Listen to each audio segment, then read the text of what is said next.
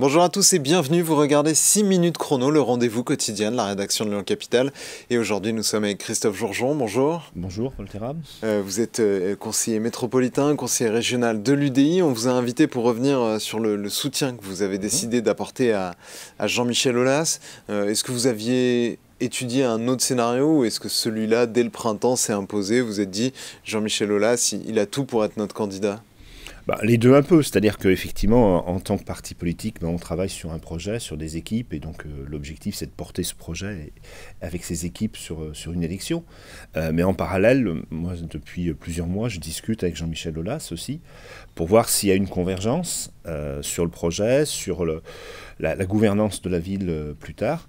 Et donc la conclusion a été présentée récemment pour dire qu'effectivement on se retrouvait aussi bien sur le projet que sur la gouvernance et sur aussi la diversité de l'équipe que Jean-Michel Aulas souhaite rassembler autour de lui.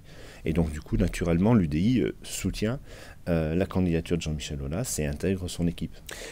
À part de proposer une alternance et de prendre la place des écologistes et de Grégory Doucet à la ville de Lyon, sur quoi vous êtes tombé d'accord comme vision pour Lyon, comme programme puisqu'on voit bien qu'il y a un dénominateur commun qui est de provoquer une alternance politique, mais elle va s'appuyer sur quoi? Alors moi je pense que le plus important c'est pas forcément l'alternance, c'est de proposer un projet différent.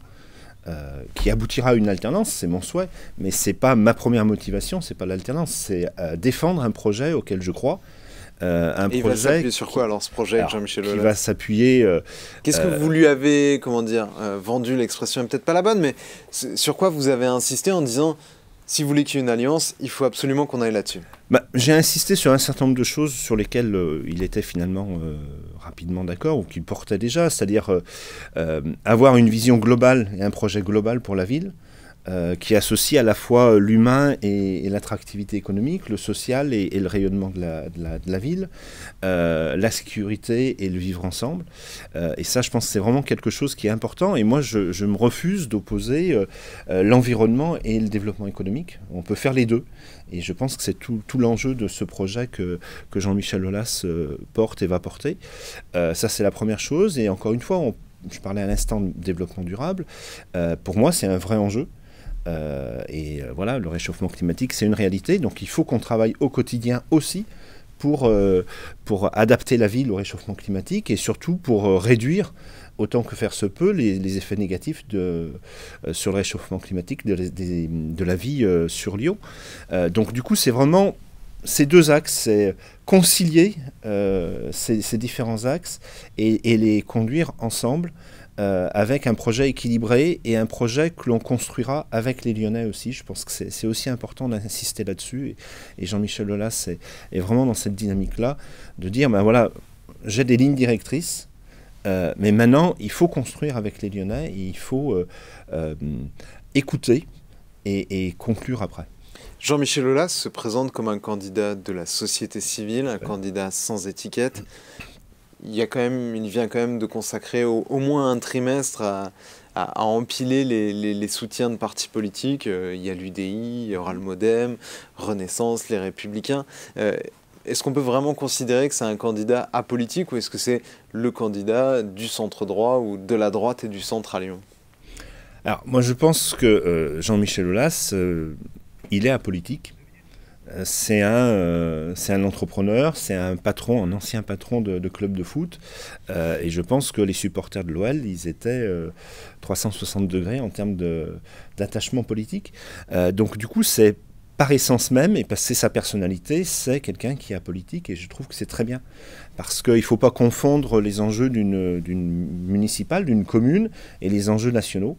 Et on peut se retrouver, même si on a des sensibilités politiques différentes, autour d'un projet municipal, parce qu'on est sur du local. Et le projet municipal, c'est le projet de l'humain. C'est-à-dire que le projet municipal, on va de la petite enfance aux seniors. Et donc du coup, là-dessus, les étiquettes politiques et les grandes envolées politiques, elles n'ont pas lieu d'être. Travaillons sur le quotidien aujourd'hui. Ça marche bien dans les petites villes, dans les villages, ces maires sans étiquette, totalement dépolitisés. Dans l'histoire française, les grandes villes ont toujours été gérées par des maires encarté politiquement, qui avait une sensibilité, une couleur politique. Le maire sans étiquette d'une ville de 550 000 habitants, jusqu'à présent, ça n'a jamais existé. Écoutez, regardez Raymond Barre, il avait effectivement des convictions politiques, mais il ne les martelait pas matin, midi et soir quand il était à l'hôtel de ville. Et même Gérard Collomb, dans sa gestion municipale, il n'était pas forcément raccord avec les prises de position de son parti au niveau national. Donc je pense que c'est aussi une des spécificités lyonnaises, c'est de dire le maire de Lyon, il est d'abord maire de Lyon. Après, il a des convictions personnelles, et heureusement, mais on n'est pas obligé de les marteler matin, midi et soir. Et moi, je crois beaucoup à cette nouvelle façon de faire de la politique, y compris dans les grandes villes. Les Lyonnais, ils élisent pas leur député ou ils élisent pas le futur ministre de je ne sais quoi. Ils élisent leur maire pour conduire une politique municipale qui a pour ambition de redonner un élan à Lyon, redonner de l'attractivité et améliorer la qualité de vie des Lyonnais et des Lyonnaises. C'est ça l'enjeu des municipales, pas autre chose. Merci beaucoup Christophe Jeanjean d'avoir répondu à notre invitation et à nos questions. Moi je vous retrouve très bientôt pour une nouvelle édition de 6 minutes chrono. Au revoir. Merci.